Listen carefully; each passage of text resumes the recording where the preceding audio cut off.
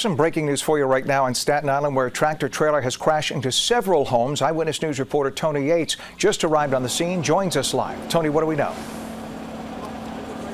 Yeah, Ken, we know that one person was injured. It was minor injuries, and that is some luck because I'm going to step out of the way so you can see it.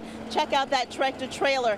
It first crashed into several cars, and then it swiped 3 homes, that green home sustaining the worst damage. This is on South Avenue. It happened just before 6 o'clock this morning. All 3 houses are damaged. Utility crews have cut off the electricity and gas to the homes. They were, of course, evacuated. We did speak to one man who owns the greenhouse there. Here's what he had to say.